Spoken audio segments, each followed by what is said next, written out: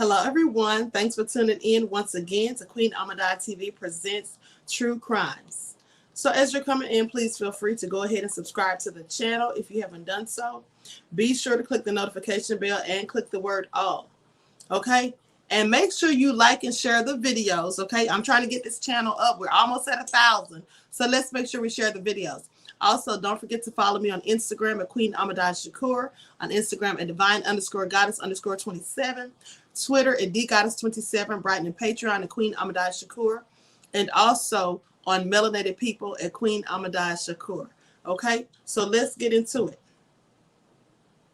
So we're going to be talking about the notorious serial killer and cannibal, Albert Hamilton Fish.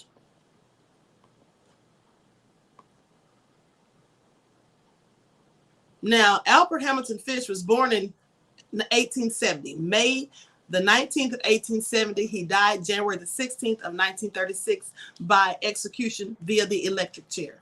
And it wasn't a moment too soon, okay? Now, he was an American serial killer, child rapist, and cannibal. He was also known by several nicknames. They called him the Gray Man, the Werewolf of Wysteria, the Brooklyn Vampire, right? The Moon Maniac, and the Boogey Man. Now, Fish often boasted that he had killed children in every state. He once said this when he was talking to police, bragged that he had killed children in every state, and I believe him. Now, and at one time, he said that the number of victims was about 100. Then later, some say it was much more than that. However, it is not known whether he was referring to the rapes or the cannibalization, nor is it known if the statement was true. I believe it was. So Fish was a suspect in at least 5 murders during his lifetime. He confessed to 3 murders that police were able to trace to known homicide cases. And he confessed to stabbing at least 2 other people. Fish was apprehended on December the 13th of 1934, and he was put on trial for the kidnapping and murder of 10-year-old Grace Budd. He was convicted and executed by the electric chair on January the 16th of 1936. He was age 65 at this time. Now, his crimes were dramatized in the 2007 film called The Gray Man, which starred Patrick Bouchard playing Albert Hamilton Fish. If you saw that movie, I've never seen it. Now, when he was a kid, he was born in Washington, D.C. on May the 19th of 1870. So he was born to Randall and Ellen, and his parents obviously didn't want him because he grew up in foster care, okay? His mother was Scottish, Irish, American. His father was 43 years older than his mother and 75 years old at the time of his birth. Fish was the youngest child and had 3 living siblings, Walter, Annie, and Edwin. He wished to be known as Albert after a dead sibling and to escape the nickname Ham and Eggs is what they used to pick on him and call him, right?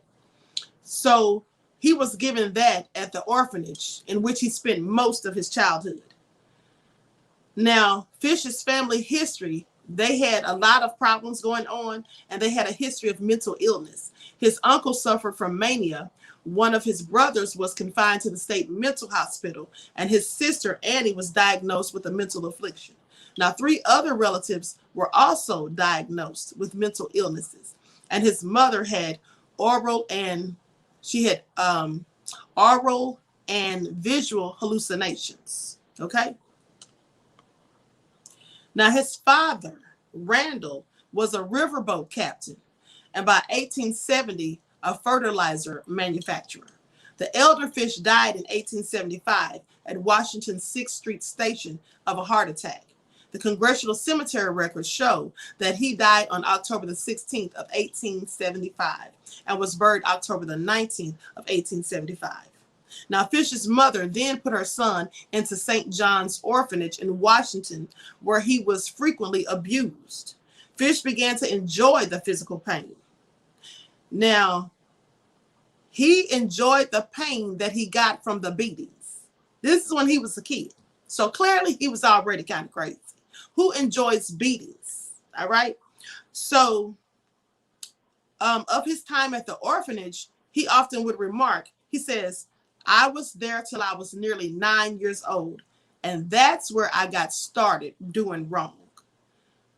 He says, we were unmercifully whipped. I saw boys doing many things that they should not have been doing. Now, by 1880, Fish's mother had a government job and was then able to remove him from the orphanage.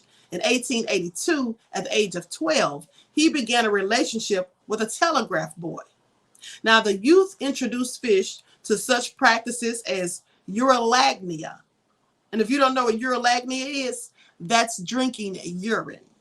Okay? Now, I want you to pay attention because he was 12 years old, and this other boy that he met that was 12 years old that he was in a relationship with taught him about urolagnia, drinking urine.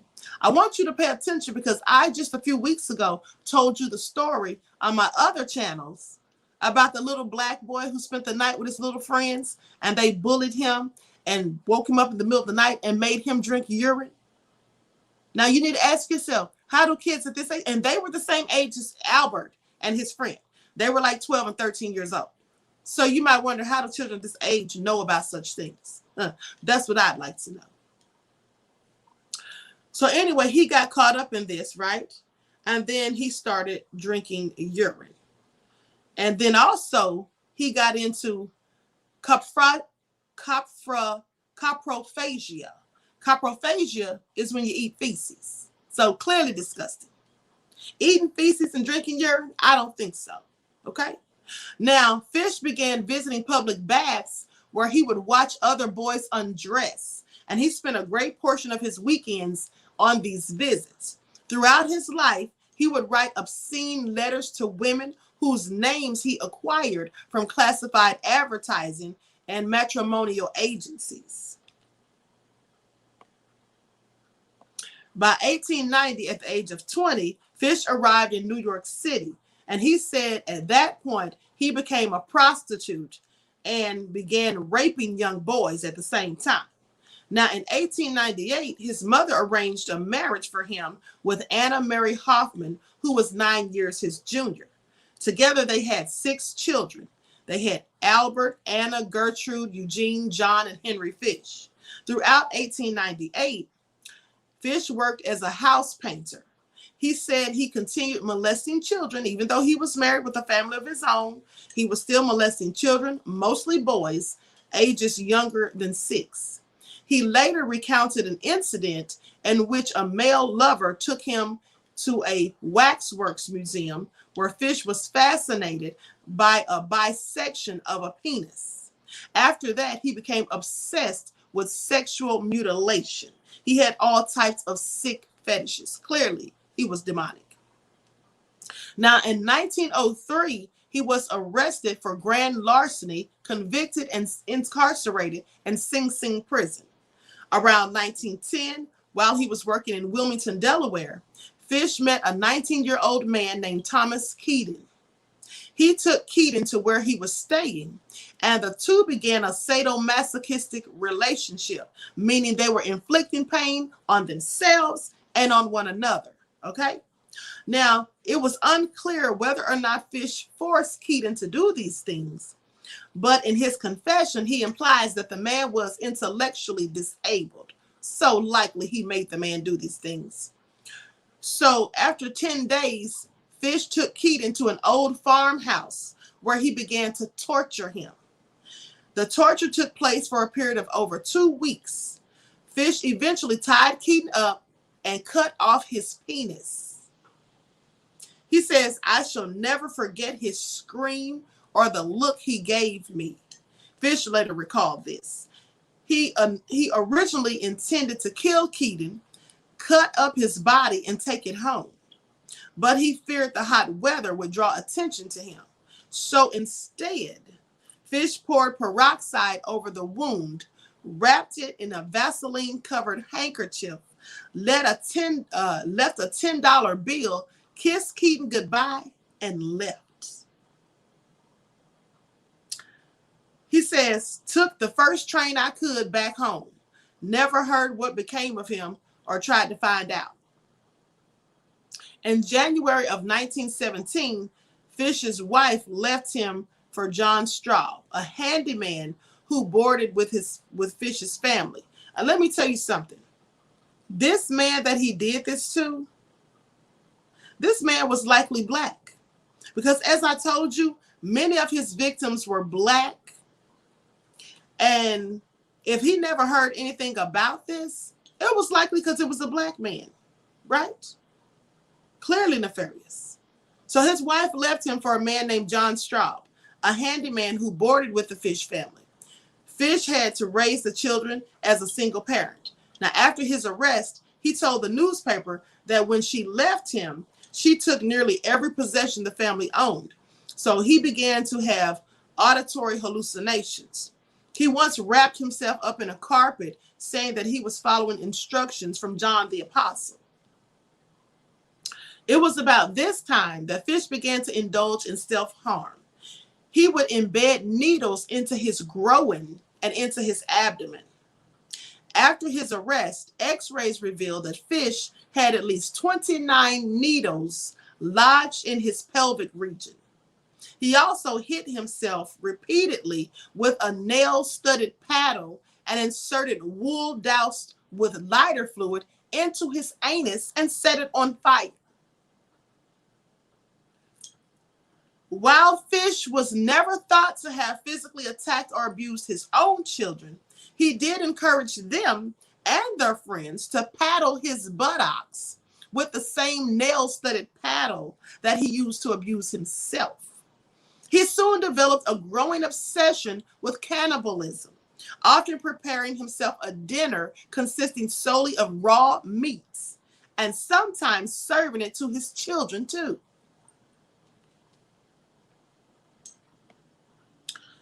Now, in about 1919, Fish stabbed an intellectually disabled boy in Georgetown, Washington, D.C. He chose people who were either mentally handicapped or African American as his victims, explaining that he assumed these people would not be missed when they were killed. Fish would later claim to have occasionally paid boys to procure other children for him. Now, this sounds like Jeffrey Epstein.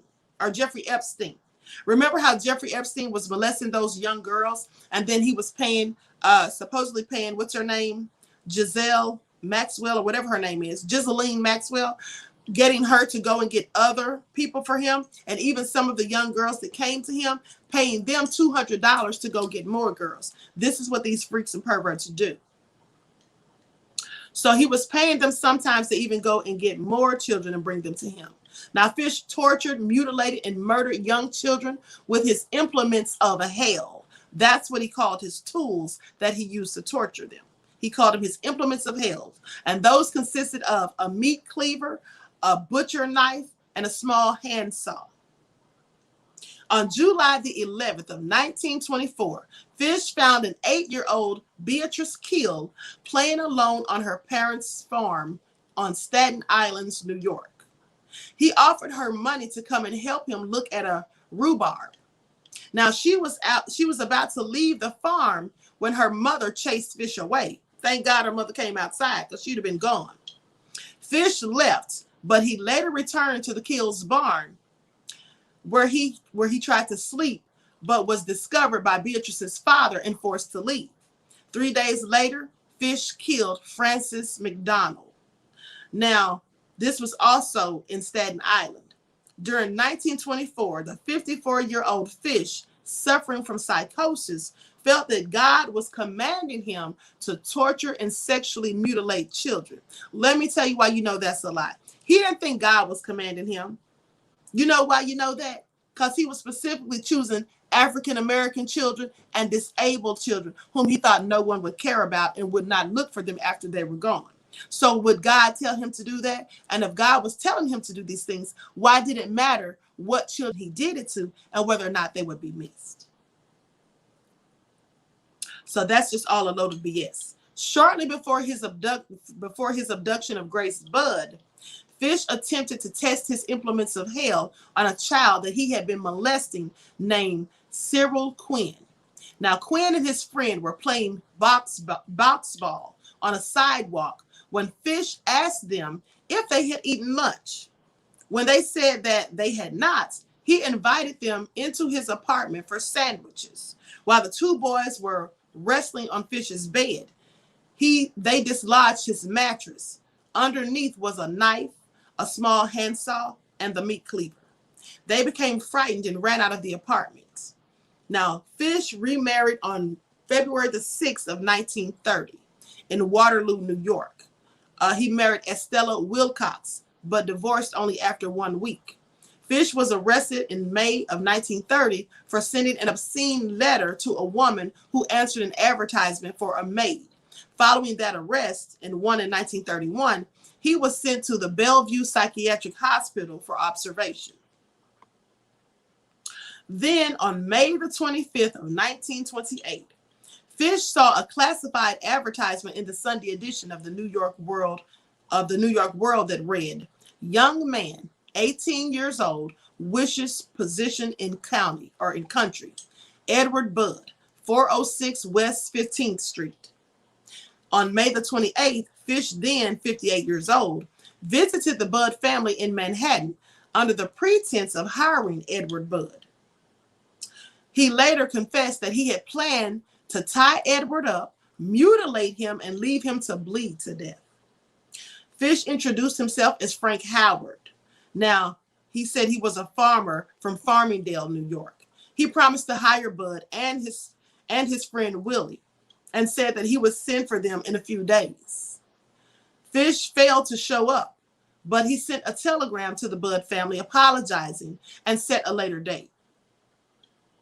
When Fish returned, he met Edward's younger sister, Grace Budd. He apparently changed his intended victim from Edward to Grace and quickly made up a story about having to attend his niece's birthday party. He convinced the parents, Della Flanagan and Albert Budd, to let Grace accompany him to the party that evening. The elder Albert Budd was a porter of the United States Equitable Life Assurance Society. Grace had a younger sister, Beatrice, two older brothers, Edward and George, and a younger brother, Albert Budd II. Now, Grace left with Fish that day and never returned. Now, mind you, the mother didn't want her to go because they didn't know this strange man. She didn't trust it, but the father felt guilty because they never got to do anything good with the fun for the kids because they were poor and they needed the extra money. So he just wanted to let her go so she could have fun for a change. But Grace never returned. Now, the police arrested 66-year-old Superintendent Edward Charles Pope on September the 5th of 1930. And they thought he was a suspect in Grace's disappearance, accused by Pope's estranged wife. He spent 108 days in jail between his arrest and the trial on December 22nd, 1930. He was then found not guilty. Now, in November of 1934, an anonymous letter was sent to the home of Grace's parents, which ultimately led the police to Albert Fish. Mrs. Budd was illiterate and she could not read the letter herself, so she had her son to read it. Now, the unaltered letter, complete with Fish's misspellings and grammatical errors, reads like this. I'm going to tell you exactly what the letter says. Dear Mrs. Budd, in 1894, a friend of mine shipped as a deckhand on the steamer Tacoma, Captain John Davis. They sailed from San Francisco to Hong Kong, China. On arriving there, he and two others went ashore and got drunk. When they returned, the boat was gone. Now, at that time, there was famine in China. Meat of any kind was $1 to $3 per pound. So great was the suffering among the very poor that all children under the age of 12 were sold to the butchers to be cut up and sold for food in order to keep the others from starving. A boy or girl under the age of 14 wasn't safe in the streets. You could go into any shop and ask for steak, chops, or stew meats. Part of the naked body of a boy or girl would be brought out and just what you wanted cut from it. A boy or a girl's behind, which is the sweetest part of the body, and sold as veal cutlets, brought the highest price, he said. John stayed there so long that he acquired a taste for human flesh. And on his return to New York, He stole 2 boys, one aged 7 and the other 11. He took them to his home, stripped them naked, tied them in a closet, and then burned everything they had on. Several times every day and night, he would spank them, torture them, and he was doing this to make their meat good and tender. First, he killed the 11-year-old boy because he had the fattest ass. This is what he says. And of course, the most meat on it. Every part of his body was cooked and eaten except the head, bones, and guts. He was roasted in the oven, all of his little ace. Boiled, broiled, fried, and stewed. The little boy was next. Went the same way. And at that time, I was living at 409 East 100th Street, rear, the right side. He told me so often how good human flesh was that I made up my mind that I was going to try it. This is all so ghastly, people, but this is what he wrote in the letter. He said, I made up my mind that I was going to try it. I had to taste it. On Sunday, June the 3rd, 1928, I called on you at 406 West 15th Street. Brought you pot cheese, strawberries. We had lunch. Excuse me. Grace sat in my lap and kissed me. I made up my mind to eat her. On the pretense of taking her to a party, you said she could go. I took her to an empty house in Westchester. I had already picked it out. When we got there, I told her to remain outside. She picked wildflowers. I went upstairs and stripped off all my clothes. I knew that if I did not, I would get her blood on them. When all was ready, I went to the window and called her. Then I hid in a closet until she came into the room. When she saw me all naked, she began to cry and tried to run up the stairs. I grabbed her, and she said she would tell her mama. First, I stripped her naked. How she did kick, bite, and scratch. I choked her to death, then cut her into small pieces so that I could take her meat to my rooms to cook it and eat it. How sweet and tender her little ace was, all roasted in the oven. It took me 9 days to eat her entire body. I did not F her, though. I could have had I wished. She died a virgin. Now, how sick is that? That's the letter that he sent to parents grieving over their child who's been missing by this time for at least 6 years. Can you imagine? Now, the police investigated the letter. The story concerning Captain Davis and the famine in Hong Kong, that could not actually be verified.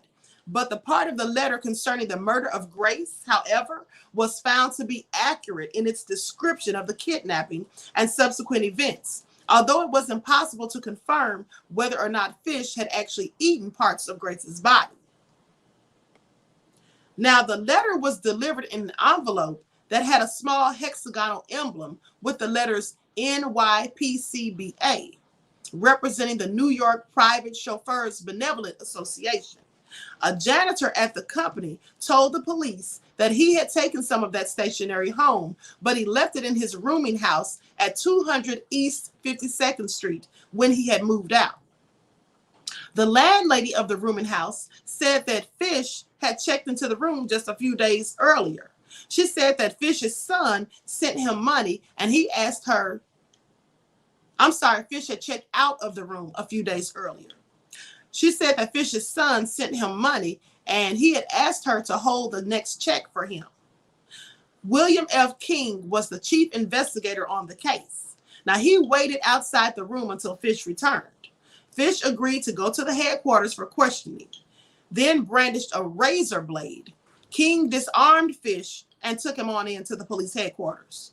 Now, Fish made no attempt to deny the murder of Grace Budd, saying that he meant to go to the house to kill Grace's brother, Edward.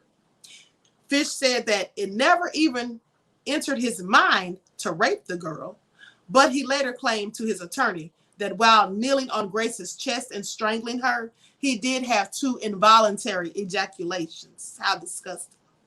Now, this information was used at trial to make the claim that the kidnapping was sexually motivated, thus avoiding any mention of the cannibalism. I want you all to pay attention. Do you see how they stay on code? Did you all hear what I just said? They lied and said that he kidnapped her because it was sexually motivated. They used that at trial because they didn't want to mention the cannibalism. So during the whole trial, they never revealed that he was killing these children to eat them. Why would they hide something so pertinent? Why would they not want to tell the truth that he murdered these kids and ate them? You know why? Because there's still rich elite people to this day that abduct children and do the exact same thing. Okay? And you don't see about it in the mainstream news media. And if you talk too much about it, YouTube will take the videos down, like they did on my other channel when I talked about elite pedophile rings and some of the nefarious things they do, which are exactly some of the things that Albert Hamilton Fish did. And pay attention. They said that he had written the information on this benevolent association. I've also heard that it was written on Masonic paper with the Masonic emblems on it. Okay.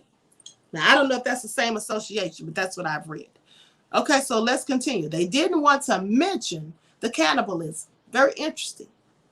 And you see today, when people do this, what he did, kidnap people and cook them and eat them and all that stuff with carrots and peas and all that crap, they call that spirits cooking.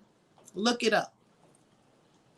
Now, during the night of July the 14th of 1924, 9-year-old Francis McDonald was reported missing by his parents. He failed to return home after playing catch with his friends in the Port Richmond neighborhood of Staten Island. As a search was organized and his body was found hanging from a tree in a wooded area of his home. Now, mind you, this little kid was 9. He had been sexually assaulted and then strangled with his suspenders. According to an autopsy, McDonald had suffered extensive lacerations to his legs and abdomen, and his left hamstring had been almost entirely stripped of its flesh. Fish refused to claim responsibility for this, although he later stated that he intended to castrate the boy, but fled when he heard someone coming. So he absolutely did it. McDonald's friends told the police that he was taken by an elderly man who had a gray mustache. A neighbor also told the police he observed the boy with a similar looking man walking along a grassy path into the nearby woods. Francis's mother, Anna McDonald, said that she saw the same man earlier that day. She told the reporters, she says he came shuffling down the street, mumbling to himself and making queer motions with his hands. I saw this thick gray hair and his drooping gray mustache. Everything about him was faded and seemed gray. This description resulted in the mysterious stranger being known as the Gray Man. The McDonald murder remained unsolved until the murder of Grace Budd, when several eyewitnesses, among them the Staten Island farmer Hans Keel, positively identified Albert Hamilton Fish as the odd stranger who had been seen around Port Richmond on the day of McDonald's disappearance. Richmond County District Attorney Thomas J. Walsh announced his intention to seek an indictment against Fish for the boy's murder. At first, Fish denied the charges. It was only in March of 1935, after the conclusion of his trial for the Grace Budd murder and the confession to the killing of Billy Gaffney, that Fish confirmed to investigators that he had also raped and murdered McDonald. When the McDonald confession was made public, the New York Daily Mirror wrote that the disclosure solidified Fish's reputation as the most vicious child slayer in criminal history. And he still is to this day, as far as I'm concerned. I don't know who's worse. Now, on February the 11th of 1927, 3-year-old Billy Beaton and his 12-year-old brother were playing in the apartment hallway in Brooklyn with 4-year-old Billy Gaffney. When the 12-year-old left his apartment, both the younger boys disappeared. Beaton was found later on the roof of one of the apartments. When he was asked what happened to Billy Gaffney, Beaton said the Boogey Man took it. Gaffney's body was never recovered. Initially, serial killer Peter Kudzinowski was the suspect of the boys' murder. Then Joseph Meehan, a motorman on a Brooklyn trolley, saw a picture of Fish in a newspaper and identified him as the old man whom he saw on February the 11th of 1927. The old man had been trying to get onto a trolley, and he had a little boy sitting with him. He was trying to get the little boy to be quiet because the little boy was screaming and crying. Now, the boy was not wearing a jacket. He was crying for his mother, and he was dragged by the man on the trolley. Beaton's description of the boogeyman matched Fish. Police matched the description of the child to Gaffney. Detectives of the Manhattan Missing Persons Bureau were then able to establish that Fish was employed as a house painter by a Brooklyn real estate company during February of 1927, and that on the day of Gaffney's disappearance, he was working at a location just a few miles from the boy, where the boy was abducted. Fish claimed the following in a letter to his attorney. This is what he said. Now, he loves writing these letters. He says, and he wrote this letter to his attorney. He says, I brought him to the Riker Ave, the dumps. There is a house that stands alone, not far from where I took him. I took the G-boy there, stripped him naked, and tied his hands and feet, and gagged him with a piece of dirty rag that I picked up out of a dump. Then I burned his clothes, threw his shoes in the dump. Then I walked back and took the trolley to 59th Street at 2 a.m. and walked home from there. Next day, about 2 p.m., I took tools, a good heavy cat o' nine tails, homemade, short handle, cut one of my belts in half. Slit these halves into strips about 8 inches long. I whipped his bare behind till the blood ran from his legs. Now, this is what he did to a 4-year-old child. I cut off his ears, his nose, slit his mouth from ear to ear, gouged out his eyes. He was dead then. I stuck the knife in his belly and held my mouth to his body and drank his blood. I picked up 4 potato sacks and gathered a pile of stones. Then I cut him up. I had a grip with me. I put his nose, ears, and a few slices of his belly in the grip. Then I cut him through the middle of his body, just below the belly button. Then through his legs, about 2 inches below the behind. I put this in my grip with a lot of paper. I cut off the head, feet, arms, hands, and legs below the knee. This I put in sacks weighed with stones. I tied the ends and threw them into the pond, into the pools of slimy water. You will see all the legs, or you will see it all along the road going to North Beach. Water is 3 to 4 feet deep. They sank it once. I came home with my meats. I had the front of his body. I liked that the best. His monkey and wee-wees, and a nice little fat behind to roast in the oven and to eat. I made a stew out of his ears, nose, pieces of his face, and belly. I put onions, carrots, turnips, celery, salt, and pepper. Oh, it was good. Then I split the cheeks of his behind open, cut off his little monkey and peewees, and washed them first. I put strips of bacon on each of his cheeks of his behind, and I put them in the oven. Then I picked 4 onions, and when the meat had roasted for about 1/4 of an hour, I poured about a pint of water over it for gravy and put in the onions. Sounds ghastly.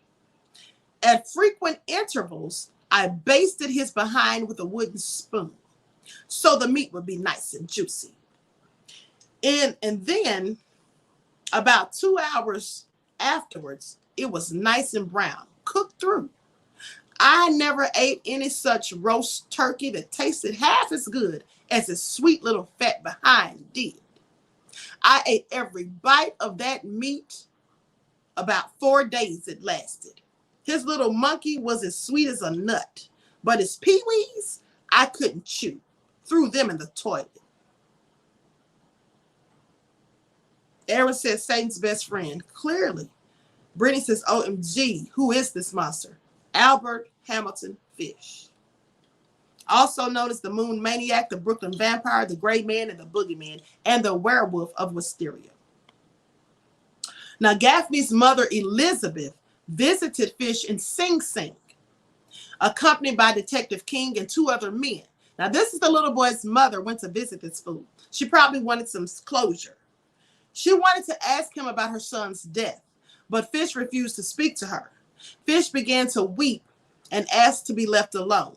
After about 2 hours of asking him questions through his attorney, James Dempsey, Mrs. Gaffney gave up. She was still unconvinced that Fish was her son's killer. That's because she didn't know what he told his attorney, and the attorney couldn't tell anyone due to attorney-client privilege. So he knew what he was doing. And the reason he likely told the attorney all of this is because he wanted to tell somebody. Because sick people like him, they love to boast and brag about their crimes. So Albert Fish's trial for murder, the murder of Grace Budd, began on March the 11th of 1935 in White Plains, New York. Frederick P. Close presided as the judge, and the Westchester County Chief Assistant District Attorney, Elbert F. Gallagher, was the prosecuting attorney. Now, Fish's defense counsel was James Dempsey, a former prosecutor and one-time mayor of Peekskill, New York. The trial lasted for 10 days. Fish pleaded insanity and claimed to have heard voices from God telling him to kill the children. No voice that he heard told him any of that, because like I said previously, if that were so and he actually thought God wanted him to do it, why was he smart enough to pick children whom he thought nobody would miss? Mostly black children, like I said, and disabled children. Now, he said that he heard voices, the voices from God telling him to kill the children. 7 psychiatrists testified about Fish's sexual fetishes, which included, now listen to this, these are the number of the numerous fetishes that he engaged in. They included sadism, masochism, that's where you like to feel pain, receive it, and you like to give it. Flagellation, exhibitionism, voyeurism, piquerism, cannibalism, coprophagia, that's eating feces, urophilia, drinking urine, hematolagnia, that's drinking blood. I can tell by the hemo. That has something to do with drinking blood.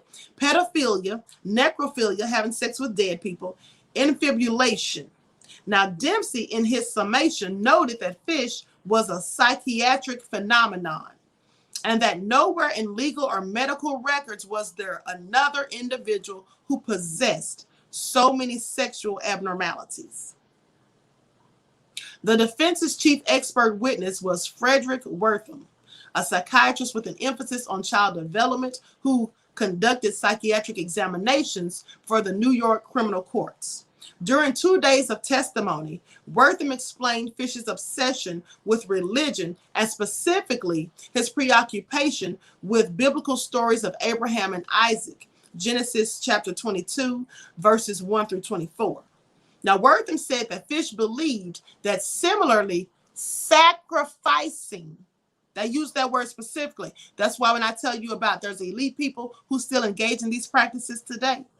Remember, Nicole Kidman's father, Dr. David Anthony Kidman, was arrested and charged with child sacrifices. He was also charged with pedophilia and numerous other crimes. He never made it to court because he fled the country for Singapore and a week later was found dead. Some say that he killed himself, but others say they believe the satanic cults that he was involved in, the Ninth Circle, they believe they killed him to keep him from ratting out everyone else. That hasn't been substantiated, but that's what many people think, including myself, and also including Fiona Barnett, who was the first witness to come forward and talk about how he tortured, molested, and done all type of sadistic things to her when she was 6 years old and until she was older. So with that all being said, they said Wortham said that Fish believed that similarly sacrificing a boy would be penance for his own sins, and that even if the act itself was wrong, angels would prevent it if God did not approve. This is what they said. Now, Fish attempted the sacrifice once before, but was thwarted when a car drove by. Edward Budd was the next intended victim, but he turned out to be larger than expected, so he settled for Grace. Although he knew Grace was female, it was believed that Fish perceived her as a boy.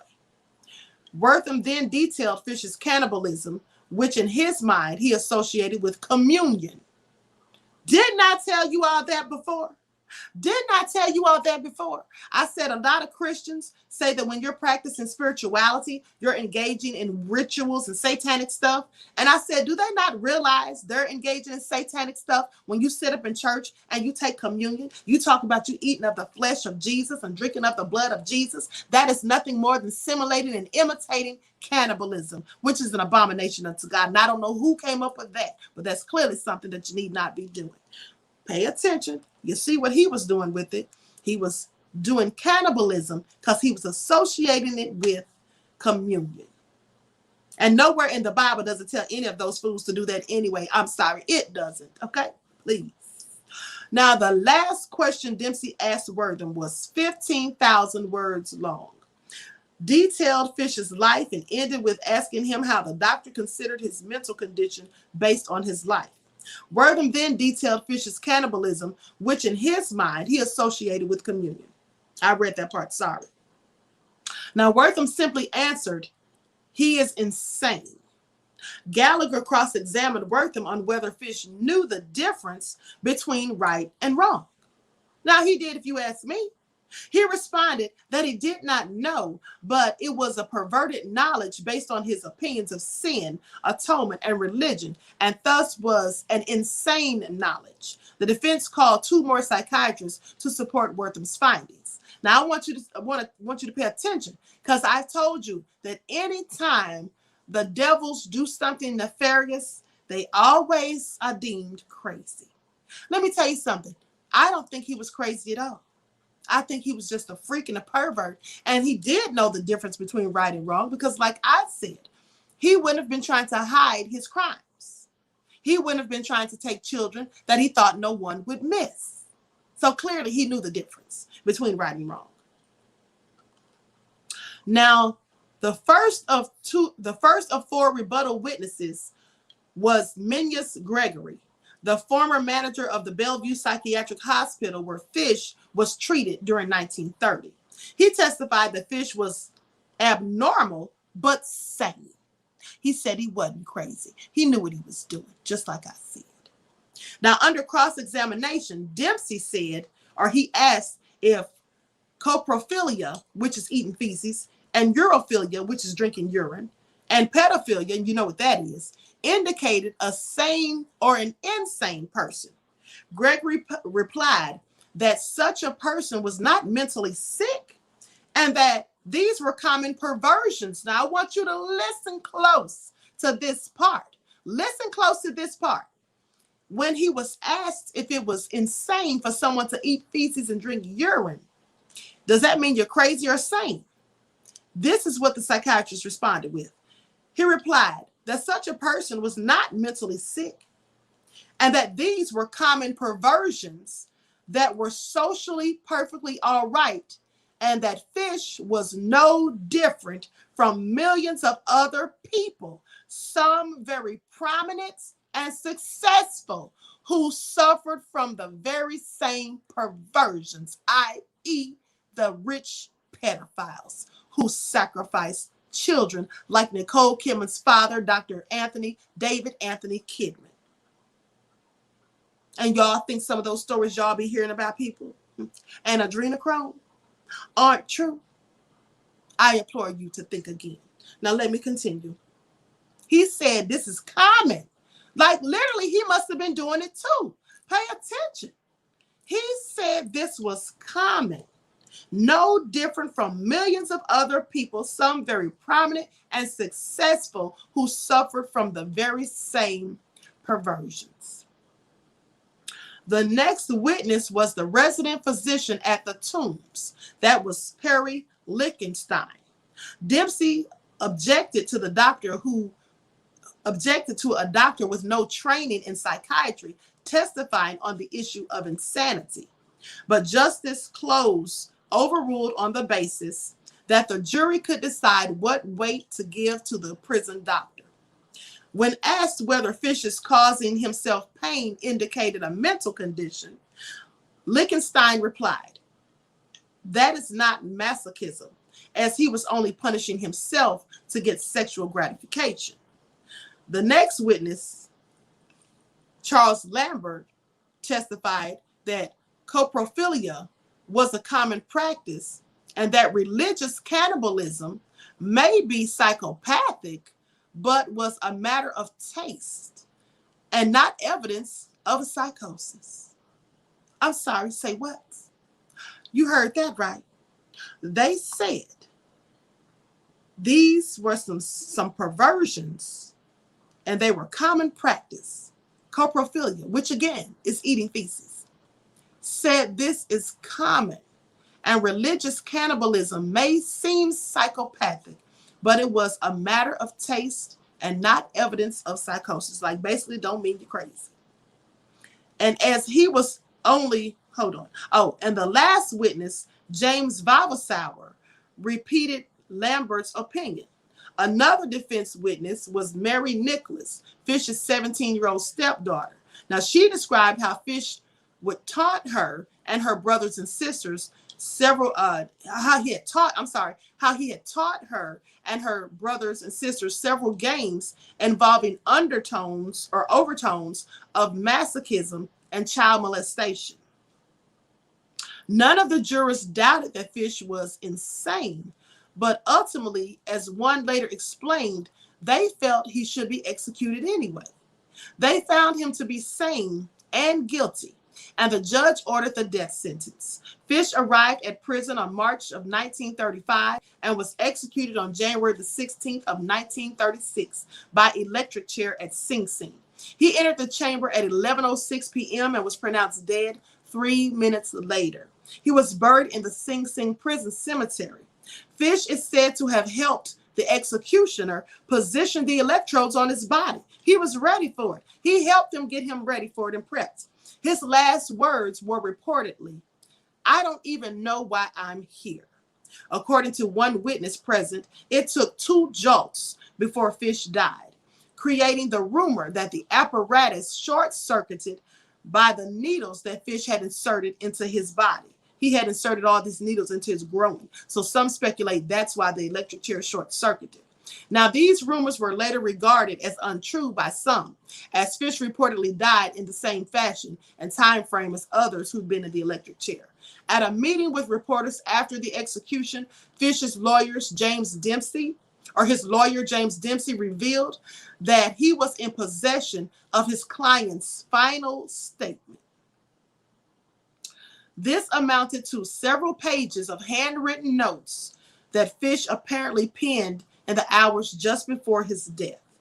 When pressed by the assembled journalists to reveal the document's contents, Dempsey refused, stating, "I will never show it to anyone.